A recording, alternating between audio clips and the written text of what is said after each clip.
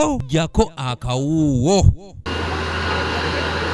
Gye buvuddeko abatuuze b'e Kawempe B mu ggombolola y'e Nabweru mu disitulikiti y'e Wakiso beekolamu omulimu ne basondamu ensimbi esukka mitwalo 7 zibayambeko okugogola emyala egy'enjawulo mu kitundu kyabwe egibadde gibafuukidde ekizibu naddala ng'enkuba etonnye.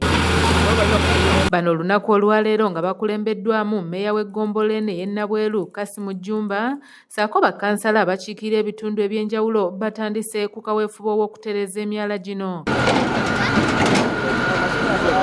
Meeya Kasimu Jjumba agamba nti basazeewo okusonda ensimbi zino okugogola emyala nga ne gavumenti weenaatandikira kubanga amazzi gabadde gasusse okutaganya abatuuze nga gabayingira mu mayumba gaabwe n'okusingira ddala buli enkuba lw'etonnya. Tubadde kusumbuwa nnyo abantu naye olwaleero kusande twalina olukiiko olwalimu abantu bonna abadde babonaabona n'amazzi galibiranyumaobabiri mu masomero gaziyiza n'abantu bagenda okusoma naye olwaleero kyamukisa mulungi nnyo buli kukoleddwa erigodde omwala.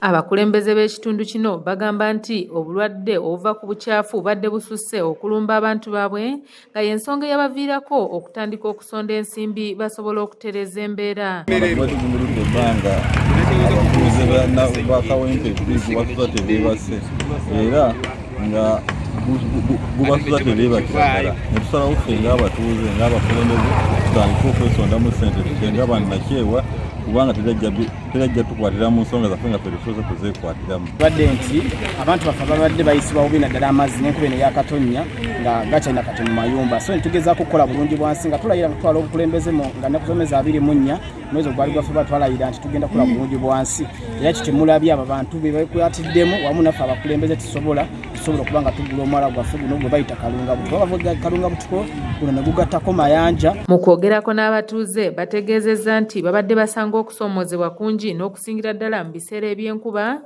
olw'amazzi okubayingira mu mayumba gaabwe ate nga balina abaana abato nga badde n'obweraliikirivu nti endwadde eziva ku bukyafu si za kubataliza. Kubanga balowooza omwana n'ayita wale era ayiseewa tukoze tutya naye kati omukulembeze bw'aleeta ekintu ng'ekyo kituzaamu amaanyi nga ffe ab'okukitundu. Kubanga nze nnumirirwa nina omutima ogulumirirwa bwe nnumirirwa bwe nti nendaba nga amazzi gano gatuyisizza bakasiteetonya tetufuluma olowooza okufuluma ebwe galina woyita gamaze okwetooloola ennyumba zonna zijjudde amazzi naye kati katulabe oba tuneebakako okuba bwetumaze. Doreen Nambiru yakusakidde eggulire lino ku lwa ABS Television. Abantu baffe ffenna tuddamu okubakubiriza kubanga emyala gino okuzibikira kikosa bulamu bwaffe kikosa na bulamu bw'abantu baffe. Tukubiriza omuntu yenna enkuba ng'etonnye toyiwa kasasiro mu myala kubanga luboyiwa kasasiro mu mwala kigenda kuleetera omwala ogwo okuzibikira